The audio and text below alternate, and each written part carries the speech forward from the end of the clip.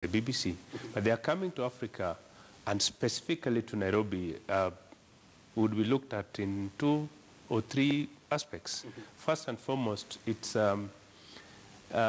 is of course a mark of approval of the business space in Kenya, in particular, that they would come and operate here. The media business. Media business, to be precise. And you see, Nairobi is focal, because from Nairobi you are able to reach out to the west, to the south, and the central, and even the Maghreb.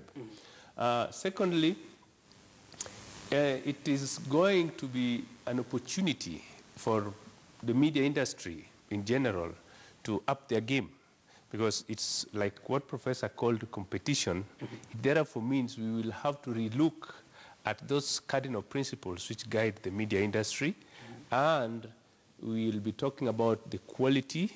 We'll be talking about certain aspects of the ethics of the ethics of journalism, which I believe are quite cardinal, and therefore their coming is most welcome.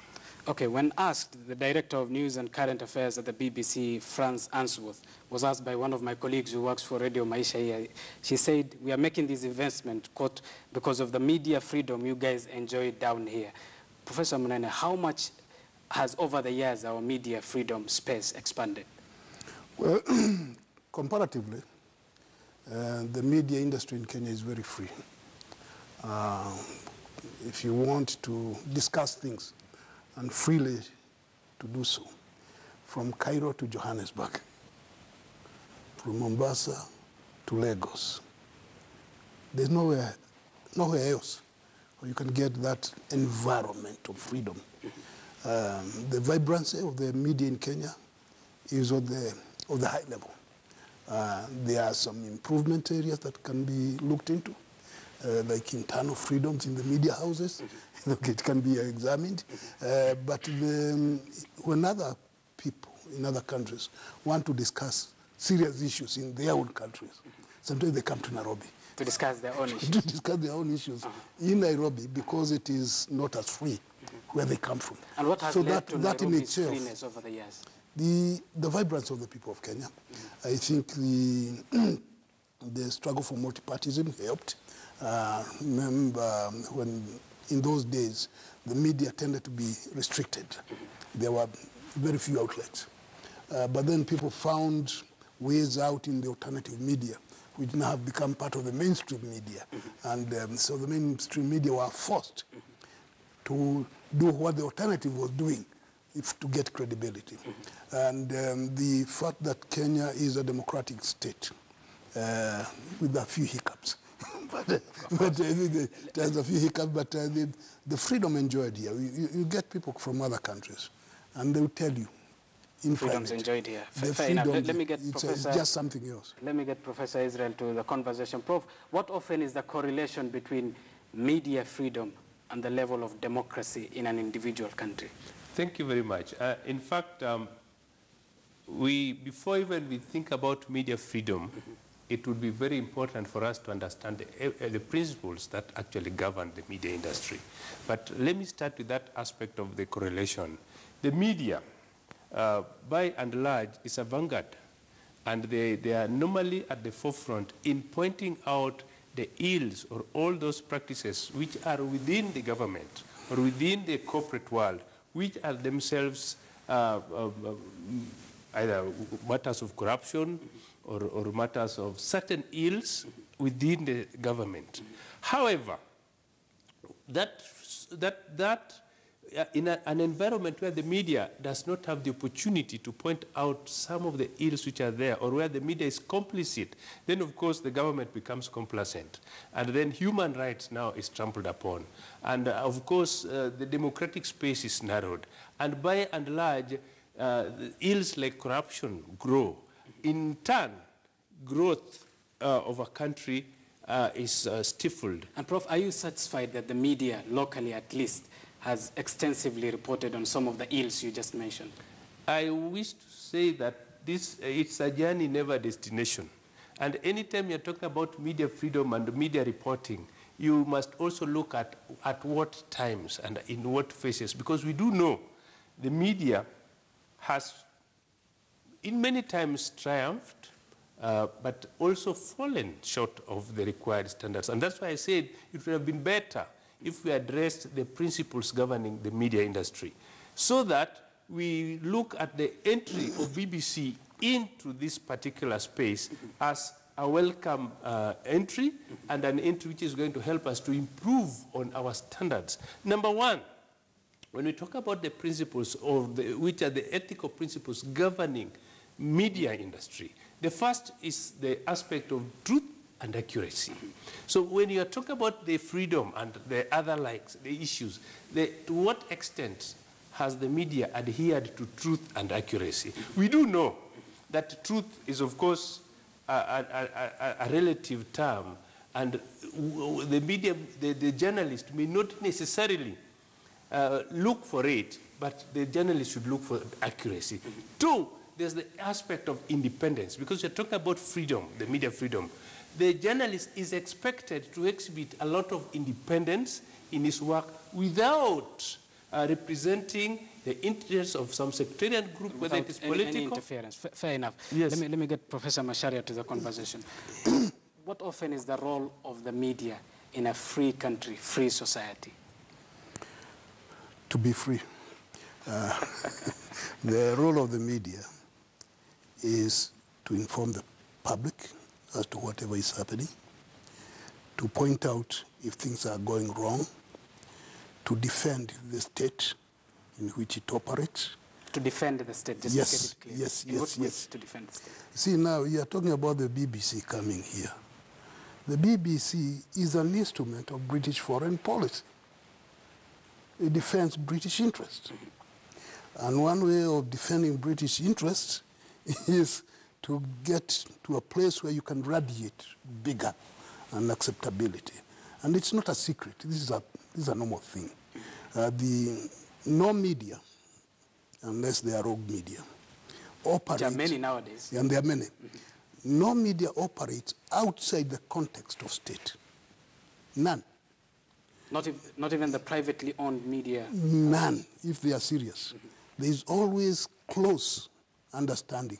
It does not mean agreement on what the national interests are and how they should be projected and defended all the time.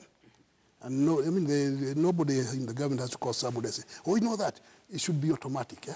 And in the event that the media, as you say, defends the state, yeah, doesn't that jeopardize the stand of the media as a free entity on its own? No.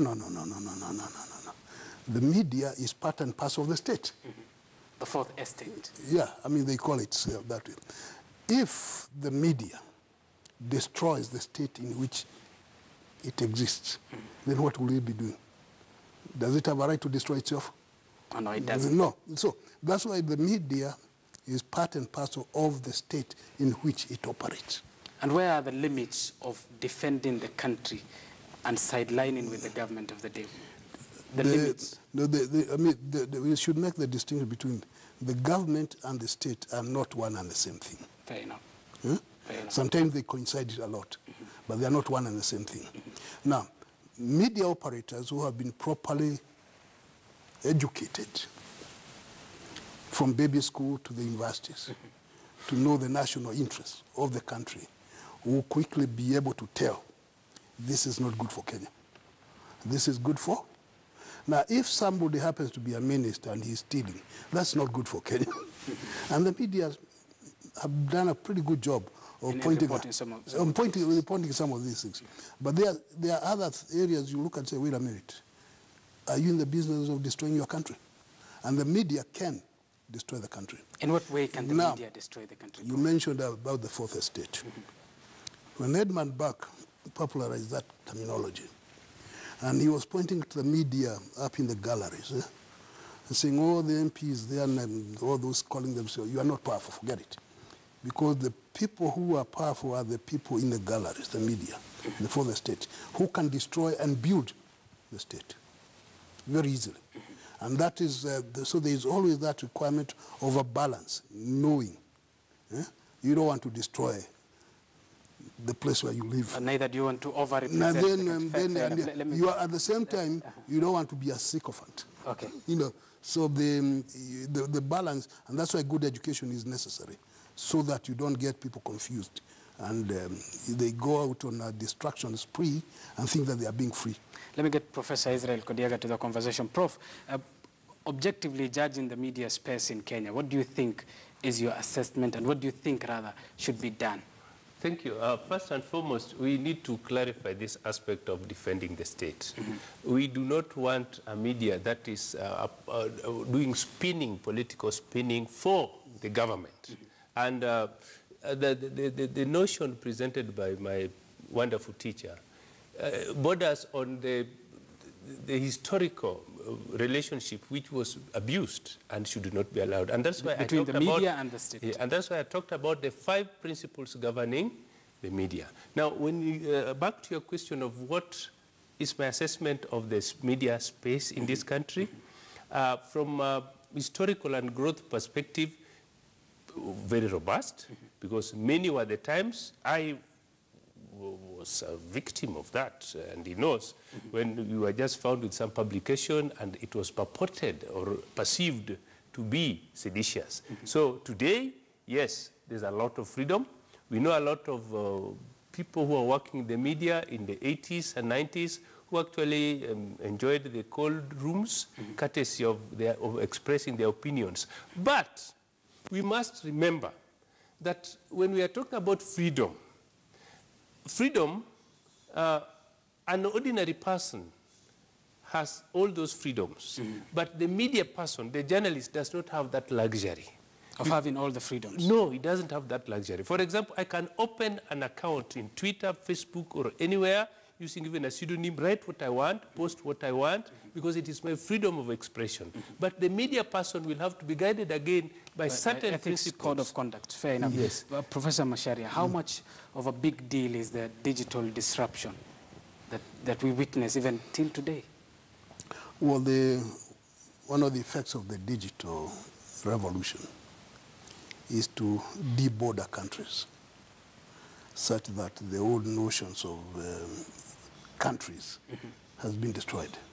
Because right now, sitting here, you can be discussing and communicating with somebody in Australia, and there's no way, there's very little that one can do, or the state can do with that. So the debordering has taken place.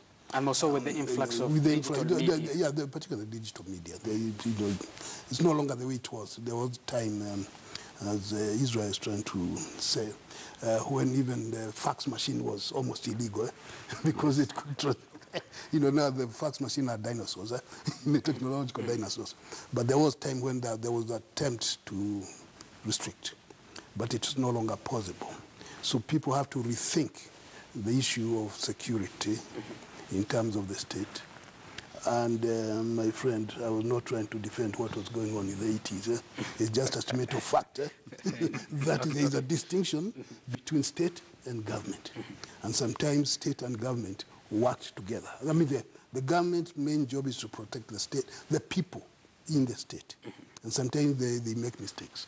That is understandable. Okay. Now, there are countries, there are not many, but there are few countries who have ability to control the social media. There are not very many. But most of the other countries in the world are at the mercy of this technology which they have no control over. Prof, before we talk of the control of the social media, Professor Israel, let me pose this to you. How much has the digital disruption, the social media, been of an impact to journalism as a discipline on its own? In a very big way. First and foremost, the social media does not adhere to those cardinal principles of journalism. And everyone has therefore become a journalist by extension. So Bush Telegraph has acquired great prominence. Two, the established media houses and the journalists are no longer in control of how fast a story would be relayed. So by the time you relay the story, it is now still news. And that anyone can type and send information, share information. I wonder what kind of a danger that poses to the discipline itself.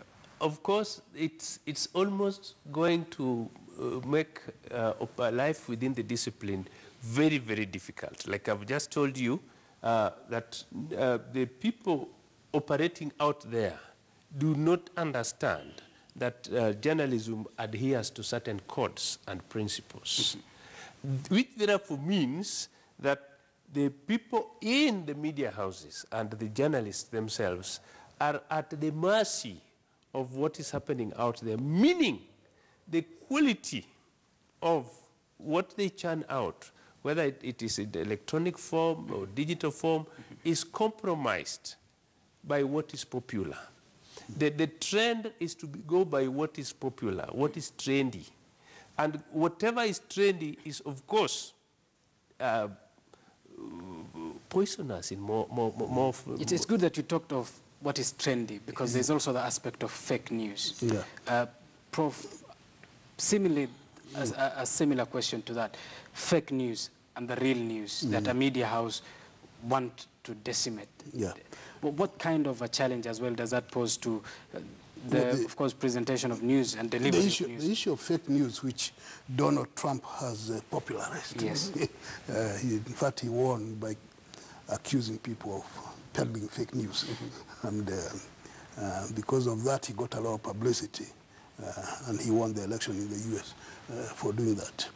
The media industry is in danger of losing a lot of things, because as Prof here was saying, it supposedly follows certain principles. The expectations that what the media puts out there is believable. The minute it is shown that it is not believable, then the particular media house is in trouble, because then people turn to an alternative, and the social media becomes now the alternative. So right now, the mainstream media has an obligation to become the kind of sifting sieve for truth, for the real story. The mainstream media. For the mainstream. In the so event that to restore the confidence that, because now we can say that the social media is not very much reliable. Because of some of the things going on. It's not very, it's there, but not very reliable. And people are saying now, okay, what is that? Oh, that's fake news. But so the challenge is now for the mainstream media, like the Standard Group, KTN. Yes. Whatever it puts out there should not be questionable. By anyone. By anywhere. And our viewers who get the whole story. They should get it properly. And the issue of bias, it's always there. We know there is bias. But it should not be excessive bias where it looks ridiculous. That you can defend a position. So once people believe that, know that you can get the right story without some kakamami behavior in a particular media house, then it gets a lot of credibility. And people will ignore all those others and say, what has so-and-so said? If it is not there, forget it. There were days when a certain media, the mainstream media, was the only source of information. Yeah. Fast forward to today, where by the click of a button, you can share any information to a largely unsuspicious audience. Yeah. What are some of the things they need to do to decipher what is the truth and what is fake news? Well, over time, the media, the public is very perceptive of what's going on. We should not assume that the public is gullible. We are not in any way assuming. Because, yes, they might be misled once or twice. And then because some of the things being reported are there in front of them. And you are reporting something which is contrary to what they have seen, what they know. So they end up dismissing these hopeless things. There's one time I was making a presentation to someone, I said, dude, if media were to determine everything, including the fate of a politician, there are politicians who will never be elected. You believe that the media gives some politicians a chance to be elected? They paint some people so badly, and yet these people keep on being elected. They promote some people as if they are angels, and then people say no. So what it is that has happened, it's that the public can discern. And then when they see the discrepancy between what the media is putting out and what they know, then the media loses credibility. And they turn to the alternatives. In fact, the alternatives like it when the mainstream media is blundering. And that's what happened in the 1980s. Yeah, that's what happened in the 1980s. The mainstream media were blundering, and so you had those that came up now to take advantage of the vacuum that was there. Professor Israel, I understand we are out of time, but what is the future of journalism at an age in which digital disruption is at its peak? Anyone can type anything and share anywhere. What is the future of journalism? The future of journalism is bright, I must say. In any case, it's the emergence of alternative journalism, this Bush Telegraph, the alternative media and the rest, is actually reason enough for this discipline to actually grow. I wish to say that, just to reinforce what Professor said, it's not that the public are gullible. They already know the truth. And more often than not, that twisted information is what they want for a given purpose. So it's not that they do not know that it is actually fake news, but fake news for a particular purpose. Now, in terms of the future of journalism, I think we need to look at those same principles again. First of all, can we have journalists and media practitioners who are accountable for what they write and what they present, so that they are believed and trusted? Number two, we must also have journalists and media practitioners who express humanity in their work, because that is what is missing out there. The moment we recognize that whatever you present to us has the element of humanity, you are not, you think about the effect of what you write or what you present on the other people there, then we begin to trust you. Thirdly, we also are looking for journalists and media practitioners who actually will be independent in their writing and reporting, not representing sectarian, political, religious, or cultural agenda. Which begs the question, is the media at any point allowed to take stands?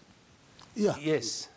The media is allowed to take stand, and the only stand the media is allowed to take is that of the truth and accuracy. And it is the media that identifies what is accurate and what is truth. No, it's very easy, because one, that takes us to the aspect of hate speech, for instance. The media would look, for example, at who has made the statement, what is his status in the society. Number two, what are his intentions? Number three, what is the general state of the country or the environment at that time? And number four could also be to do with what would be the impact of presenting this. So in other words, the media, and that is where I took a humble point of departure from my teacher. The media has no business defending the state or standing with the state or government. The media only has the business standing with the truth and presenting it as it is with a lot of accuracy. Once those five principles are observed, then the future of the media would be great. Fair enough. Let me bring Professor Macharia to the conversation. Prof, the tools of journalism over the years have changed, be it from writing in paper to the digital age. Has the training of journalists and journalism taught in schools changed as well? It has not changed as much as it should. Should it? Yes. I mean, first of all, we need to be clear. A good journalist should be a well-rounded, educated person, in as many areas as possible. So when it comes to discussing an issue, you are dealing with it from a position of knowledge. An informed position. And informed position, so that even the discussion itself is informed. Sometimes we have people who are not well prepared, and so and it can be seen in these things. So yes, it is changed from the days when it was simply recording what happened today. That's how the whole thing started. Yes. And then it evolved into what it is right now. It became very complicated. Now, to your question about whether the media should take positions, the answer is yes. In what scenarios, in what events should the media take? It depends on the issue at hand. I agree with Kadiaga there. Of course, the media should always be accurate. Actually, I took some classes in journalism, and we were taught 3 rules. Accuracy, accuracy, accuracy, nothing else. Okay? Now, once you have done that, there are issues that come up. Sometimes the media is not only to inform, but also to educate. Now, the education part is where now you explain this and this and this and this in more details and in language that people understand. That's why we have professors like you to explain. Yes, to try and help.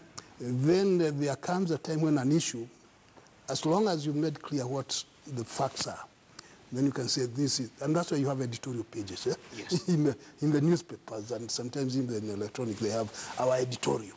And as long as that is known, it's okay. There's nothing wrong with that. But there's people know that's an editorial, and because they are interested, say, what are they thinking this time? And there are people who take that very seriously, including policymakers. So what are they thinking?